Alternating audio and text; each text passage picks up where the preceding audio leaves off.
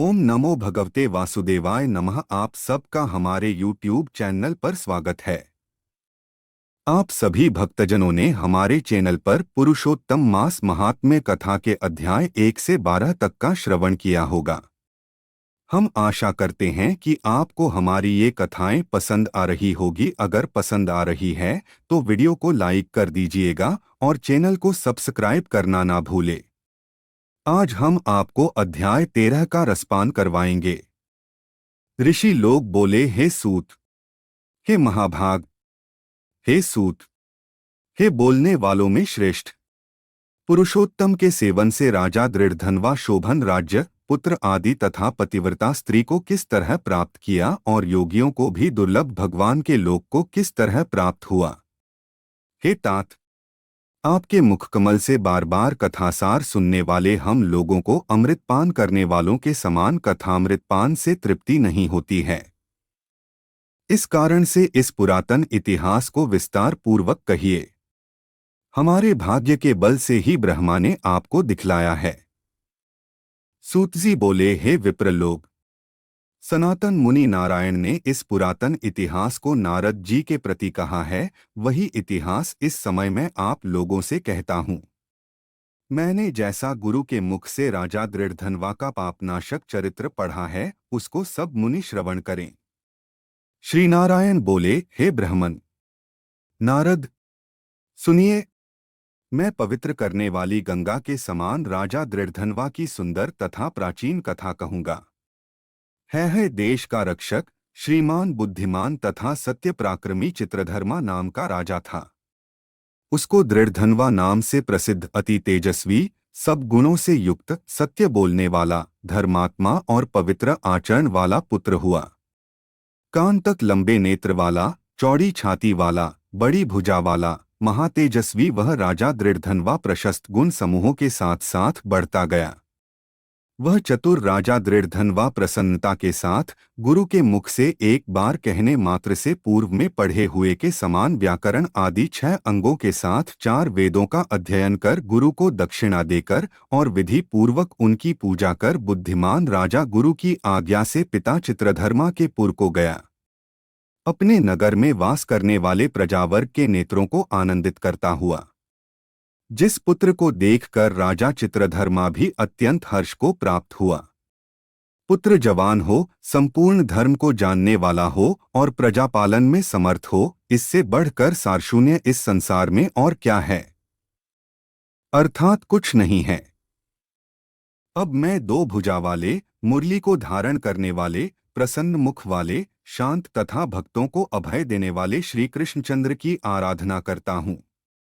जिस तरह ध्रुव, अम्बरीश, शर्धाति, ययाति प्रमुख राजा और शिवी, रंतिदेव, शशबिंदु, भगीरथ, भीष्म, विदुर, दुष्यंत और भरत, पृथु, उत्तानपाद, प्रहलाद, विभीषण, ये सब राजा तथा और अन्य राजा लोग भी अनेकों लोगों को त्याग कर इस अनित्य शरीर से पुरुषोत्तम भगवान का आराधन कर नित्य विष्णुपद को चले गए। उसी तरह स्त्री, मकान, पुत्र आदि में स्नेहमय बंधन को तोड़कर वन में जाकर हरि का सेवन करना हमारा भी कर्तव्य है। ऐसा मन में निश्चय कर समर्थ राजा दृढ़धनवा को राज्य का भार देकर स्वयं विरक्त हो शीघ्र पुलह ऋषि के आश्रम को चला गया। वहां जाकर संपूर्ण कामनाओं से निष्प्रह हो और भोजन त्याग कर हर समय मन से श्री कृष्णचंद्र का स्मरण करता हुआ तप करने लगा। कुछ समय तक तप करके वह राजा चित्रवर्मा हरि भगवान के परम धाम को चला गया। राजा दृढ़धनवा ने भी अपने पिता की वैष्णवी गति को सुना। उस समय पिता के परमधाम गमन से हर्ष और वियोग होने से शोकयुक्त राजा दृढ़धनवा पितृभक्ति से विद्वानों के वचन में स्थित होकर पारलौकिक क्रिया को करने लगा। नीतिशास्त्र में विशारद राजा दृढ़धनवा अत्यंत शोभित पवित्र पुष्करावर्तक नगर में राज्य करने लगा।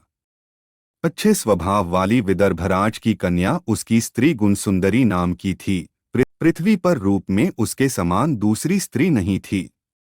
उस गुणसुंदरी ने सुंदर, चतुर, शुभ आचरण वाले 4 पुत्रों को उत्पन्न किया और संपूर्ण लक्षणों से युक्त चारुमती नामक कन्या को उत्पन्न किया। चित्रवाक, चित्रवाह, मणिमान और चित्रकुंडल नाम वाले वे सब बड़े मानी शूर अपने अपने नाम से पृथक विख्यात होने लगे। राजा दृढ़धनवा सर्वगुणी, प्रसिद्ध, शांत, दांत, दृढ़ प्रतिज्ञ, रूपवान, गुणवान, वीर, श्रीमान, स्वभाव से सुंदर, 4 वेद और व्याकरण आदि 6 अंगों को जानने वाला, वाग्मी, वाक्चतुर, धनुर्विद्या में निपुण, अरिषड वर्ग, काम, क्रोध, लोभ, मोह, मद और मात्सर्य को जीतने वाला और शत्रु समुदाय का नाश करने वाला, क्षमा में पृथ्वी के समान, गंभीरता में समुद्र के समान, समता में पितामह ब्रह्मा के समान, प्रसन्नता में शंकर के समान, एक पत्नी व्रत, एक ही स्त्री से विवाह करने का व्रत को करने वाले दूसरे रामचंद्र के समान, अत्यंत उग्र पराक्रमशाली दूसरे कार्तवीर्य के समान था। नारायण बोले, एक समय रात्रि में शयन किए हुए उस राजा दृढ़धनवा को चिंता हुई कि अहो, यह वैभव संपत्ति किस महान पुण्य के कारण हमें प्राप्त हुआ है। न तो मैंने तप किया, न तो दान दिया, न तो कहीं पर कुछ हवन ही किया। मैं इस भाग्योदय का कारण किससे पूछूं? इस प्रकार चिंता करते ही राजा दृढ़धनवा की रात्रि बीत गई। प्रातःकाल ब्राह्म मुहूर्त में उठकर विधिपूर्वक स्नान कर, उदय को प्राप्त सूर्य नारायण का उपस्थान कर, भगवान की कला की पूजा कर, अर्थात देव मंदिरों में जाकर देवता का पूजन कर, ब्राह्मणों को दान देकर तथा नमस्कार करके घोड़े पर सवार हो गया। उसके बाद शिकार खेलने की इच्छा से शीघ्र वन को गया। वहां पर बहुत से मृग, वराह, सुअर, सिंह और गव्यों का शिकार किया। उसी समय राजा दृढ़धनवा के बाण से घायल होकर कोई मृग बाण सहित शीघ्र एक वन से दूसरे वन को चला गया। रुधिर गिरे हुए मार्ग से राजा भी मृग के पीछे गया, परंतु मृग कहीं झाड़ी में छिप गया और राजा उस वन में उसे खोजता ही रह गया। पिपासा, प्यास से व्याकुल उस राजा ने समुद्र के समान एक तालाब को देखा। वहां जल्दी से जाकर और पानी पीकर किनारे पर चला आया। वहां घनी छाया वाले एक विशाल बट वृक्ष को देखा। उस वृक्ष की जटा में घोड़े को बांधकर राजा वहीं बैठ गया। उसी समय वहां पर कोई एक परम सुंदर सुग्गा राजा को मोहित करने वाली तुलना रहित मनुष्य वाणी को बोलता हुआ आया। केवल राजा को बैठे देख उसको संबोधित करता हुआ एक ही श्लोक को बार बार पढ़ने लगा कि इस पृथ्वी पर विद्यमान अतुल सुख को देखकर तू तत्व आत्मा का चिंतन नहीं करता है तो इस संसार के पार को कैसे जाएगा।